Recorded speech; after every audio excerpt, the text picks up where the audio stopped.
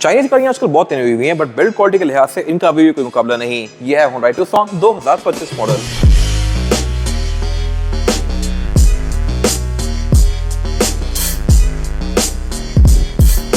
और ये Tucson अब हाइब्रिड है और ये इसका एस-ट्रैक वर्जन है, यानी कि टॉप ऑफ द लाइन। और हाइब्रिड होने की वजह से ये गाड़ी एवरेज के लिहाज से भी बहुत ज्यादा बेहतर है। और बाय द वे Tucson की रेडेस्ट शेप है जो कि वर्ल्ड वाइड अभी भी ऑफर हो रही है। पाकिस्तान में इससे पहले Tucson की एक और शेप भी आ रही थी, बट वो पुरानी थी। ये गाड़ी वर्ल्ड वाइड आ रही थी, बट पाकिस्तान में शेप पहले वाली थी, अब ये दे दी गई है। और मेरे ख्याल से बड़ी फिट चीज है। लुक्स के लिहाज से ये गाड़ी बहुत फ्यूचरिस्टिक लगती है, क्योंकि इसकी ग्रिल ये अच्छी खासी बोल्ड है और इसमें ये सारा शेडो क्रोम दिया गया है। क्रोम अब वर्ल्ड वाइड ही आउट हो जा रहा है फैशन से, तो मोस्टली चीजें या तो शेडो क्रोम आती हैं या मैट में आती हैं। इवन इसका Hyundai का लोगो भी ये मैट में है।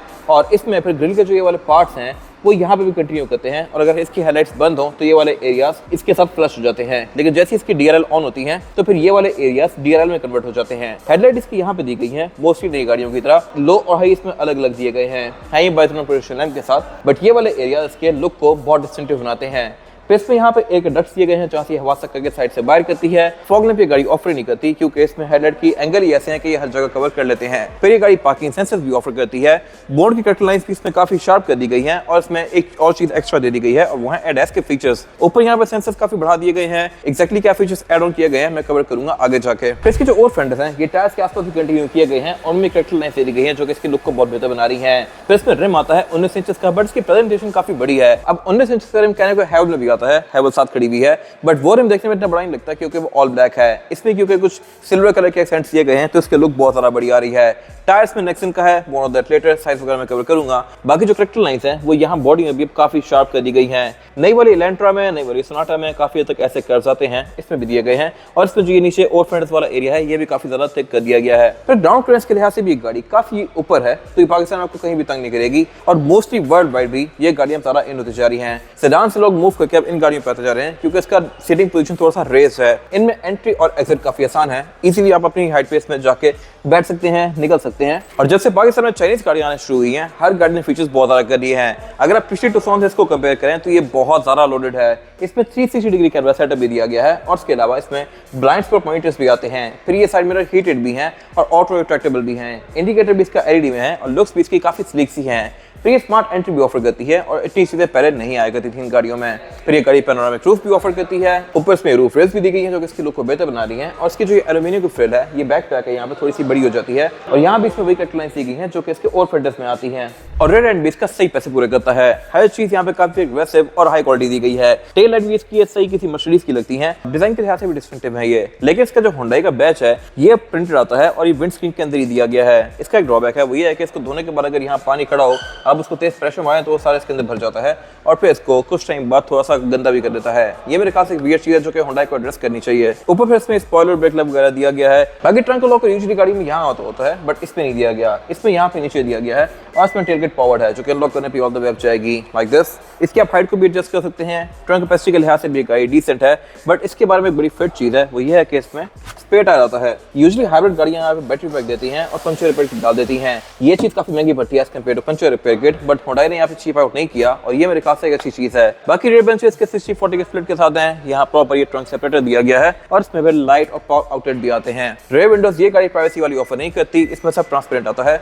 ऑन कंट्री ये वाली गाड़ियां हैवल वगैरह प्राइवेसी विंडोज ऑफर करती हैं बैक पे। फिर इसमें पार्किंग सेंसर बैक पे भी कंटिन्यू करते हैं। ये वाला एरिया भी थोड़ा लुक्स के लिहाज से ज्यादा एग्रेसिव है। ये गाड़ी रेयर फॉग भी ऑफर करती है और पार्किंग सेंसर इसमें जर्मन कार्स की तरह यहाँ साइड से आते हैं जो कि आपको साइड के ऑब्स्टिकल भी इंडिकेट करेंगे। जहां तक बात है गाड़ी की इंटीरियर की, तो यहाँ भी गाड़ी सही पैसे पूरे करती है। इसका जो मल्टीमीडिया है और मीटर है ये काफी हद तक नई वाली BMW से इंस्पायर्ड है और आपको नई वाली i7, i4, i5 से काफी हद तक मर्सिडीज की गाड़ियों में भी ऐसा ही डिस्प्ले देखने को मिलेगा। यह भी काफी हाई क्वालिटी और फीचर्स के लिहाज से भी लोडेड है। बाकी जहां तक बात है इंटीरियर की वाइब्स की, तो ये आपको किसी जर्मन कार से कम नहीं आती। चाइनीज गाड़ियों से लग्जरी के लिहाज से ये गाड़ी ज्यादा बेहतर है। और जहां तक बात है फीचर्स की, तो ये भी इसमें अच्छे खासे दिए गए हैं। अब कहने की गाड़ी Tucson है, लेकिन इसमें फ्रंट डोर सीट्स हीटेड भी हैं और वेंटिलेटेड भी हैं। फिर इलेक्ट्रॉनिकली एडजस्टेबल भी हैं और पैसेंजर की सीट में यहाँ पे एक बटन दिया गया है जिससे मैं इस सीट को इलेक्ट्रॉनिकली आगे पीछे इस तरह से कर सकता हूँ। इसका एक पर्पस है, इसको बॉस सीट कहते हैं इसके पीछे वाली को। इसका क्या यूज है मैं कवर करूंगा आगे जाके। और बाकी जहां तक बात है सीट्स की पैडिंग की, तो ये लेदर काफी सॉफ्ट है और ये भी काफी ग्रिपी सी। सेम लेदर कंटिन्यू किया गया है इसका डैशबोर्ड में भी और इसके अलावा डोर्स में भी। और डोर्स और डैशबोर्ड दोनों में ही इसके फैब्रिक का पैटर्न भी कंटिन्यू किया गया है। फिर अगर डैशबोर्ड को देखें तो यहाँ पे एम्बिएंट लाइटिंग दी गई है जो काफी स्लीक सी है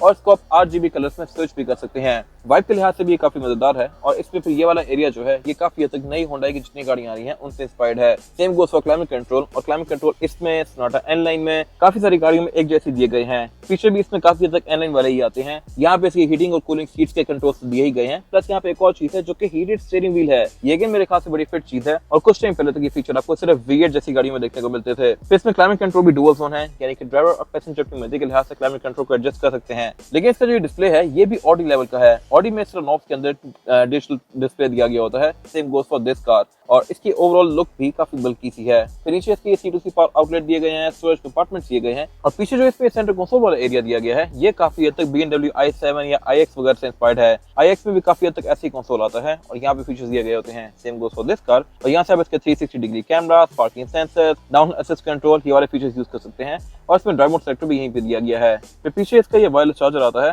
और बाकी स्टोरेज कंपार्टमेंट वगैरह है। इसका सेंटर कंसोल भी स्पेस के लिहाज से डिसेंट है। टूल बॉक्स इसमें यहाँ पे नहीं दिया गया, पहले यहाँ पे आया करता था। बाकी रूफ लाइनर इसमें ये व्हाइट कलर में है, बट है ये पैनोरामिक रूफ तो इसकी वाइब काफी लग्जरियस आती है। फिर इसमें स्टीयरिंग व्हील भी पूरा लेदर स्टिच्ड आता है और ये भी काफी हद तक सोनाटा एन लाइन जैसा है ये भी मल्टीमीडिया वाला और सिर्फ पैडल शिफ्टर्स भी आते हैं। लेकिन इसके अलावा इसमें सब कुछ इंटरेस्टिंग है। इस तरह से इसका जो गियर सेलेक्टर है ये इलेक्ट्रॉनिक है, अगेन सोनाटा एन लाइन की तरह, और इसको गियर में स्विच करेंगे। अब इसकी प्लेसमेंट काफी वियर्ड है। मैंने पहली बार किसी गाड़ी में स्टीयरिंग के यहाँ पे गियर सेलेक्टर देखा है। यूजुअली यहाँ पे ऊपर होता है या फिर यहाँ सेंटर में होता है जहाँ पे गाड़ियों में आता है, बट ये वाली प्लेसमेंट थोड़ी सी वियर्ड है। नए बंदे को बैठ के थोड़ा इसमें टाइम लगाना पड़ेगा। फिर जैसे आप इसका रिवर्स लगाएंगे तो इसके 360 डिग्री कैमरास ऑन हो जाएंगे और ये इस पे जो लाइंस हैं ये भी डायनामिक हैं। टायर टर्न करने के साथ साथ की लाइंस टर्न होती हैं इस तरह से। ये डिस्प्ले है भी काफी क्लियर और ओवरऑल अच्छा है। फिर इसमें वाइपर रेन सेंसिंग आते हैं, हेडलाइट्स ऑटोमेटिक आती हैं और जहाँ तक बात है मीटर की तो ये भी इसका पूरी ही स्क्रीन है और इसकी वेब थीम्स को चेंज कर सकते हैं। फिर इसमें यहाँ पे ये फिंगरप्रिंट सेंसर भी दिया गया है। मीटर के पीछे इसमें हेड डिस्प्ले भी आता है जो रात के टाइम में काफी कन्वीनियंट फीचर है। और एक और चीज यहाँ पे फिट है वो ये है कि ड्राइवर की सीट में मेमोरी फंक्शन भी आते हैं। आप यहाँ पे भी प्रोफाइल्स बना के सेट कर सकते हैं और जैसे आप गाड़ी में आके बैठेंगे गाड़ी को ऑन करेंगे तो इसकी सीट आपके हिसाब से एडजस्ट करेगी। ये भी अच्छी खासी महंगी गाड़ियों में आता है यूजुअली। फिर इसमें विंडोज भी 4 सिंगल टैप वाली है। साइड मिरर इसके ऑटो रिट्रैक्टेबल है। फ्रंट पे मैंने बताया था कि ये सीट स्पेशल है और इस तरह से स्पेशल है क्योंकि इसको कहते हैं बॉस सीट और यहाँ बैठ के मैं लेग रूम को अपनी मर्जी के हिसाब से जितना चाहे स्पेशियस बना सकता हूँ। अगली सीट में इधर से आगे कर सकता हूँ और अब मेरे पास यहाँ पे लेग रूम किसी लैंड क्रूजर से कम नहीं है। ये एक बड़ी फिट चीज है। इसके अलावा मैं इसका पूरा डैशबोर्ड तक पहुंचा कर यहाँ पे लेट भी सकता हूँ। ये चीज भी काफी कम गाड़ियों में आती है, ये ऑफर कर रही है। फिर इसमें पैनोरामिक रूफ यहाँ पे पीछे तक कंटिन्यू करती है तो इसमें पैसेंजर का रूम भी काफी लग्जरियस है। और वैसे अगर बात करिए सीटिंग कैपेसिटी की तो ना इसमें हेडरूम का इशू है ना इसमें नॉर्मल पोजीशन पे लेग रूम का इशू है।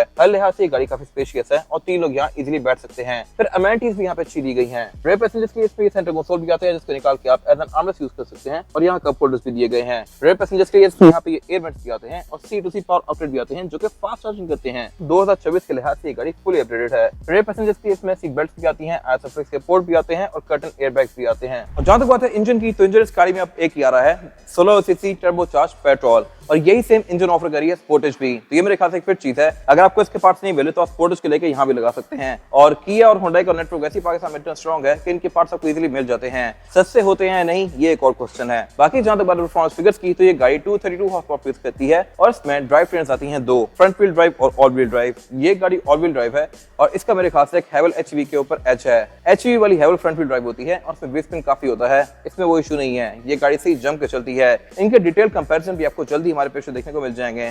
बाकी ये गाड़ी एवरेज देगी आपको अराउंड 18 से 20 की, प्लस भी जा सकती है अगर आप इसको प्यार से चलाते हैं तो। और इसके अलावा इसमें ABS, traction control, drive modes ये सब कुछ आता है। इंजन बेस का काफी वेल इंसुलेटेड है लेकिन एक चीज यहाँ पे वियर्ड है वो ये है कि इसका बोनट ओपन स्टैंड से होता है। हाइड्रोलिक यहाँ पे अभी नहीं दिया गया, हालांकि इससे काफी सस्ती गाड़ियां प्रोटॉन या फिर MGHS वगैरह हाइड्रोलिक ऑफर करती हैं। इसमें आई एम नॉट श्योर कि क्यों नहीं है। ये गाड़ी 25 मॉडल है, इस्लामाबाद रजिस्टर्ड है और इसकी डिमांड 1,18,00,000 रुपए है। ये सेगमेंट मोटरस्पोर्ट के पास अवेलेबल है। अगर आपने इसके बारे में कोई इन्फॉर्मेशन लेनी है तो आप दिए गए नंबर पे कॉल कर सकते हैं या फिर आप सेगमेंट मोटरस्पोर्ट को विजिट कर सकते हैं जो कि रावलपिंडी में DHC2 के गेट 1 के ऑपोजिट लोकेटेड है। हमारी एक और ब्रांच भी है रावलपिंडी मरी रोड पे। अगर आपको ये वीडियो पसंद आई है तो इसको लाइक जरूर कीजिएगा, चैनल को सब्सक्राइब जरूर कीजिएगा और अगर आपके पास गाड़ी से रिलेटेड कोई राय है तो उसको कमेंट सेक्शन में शेयर भी जरूर कीजिएगा ताकि वो लोग जो ये गाड़ी लेने वाले हैं वो आपकी राय से फायदा उठा सकें। अपना ख्याल रखिएगा। Thank you.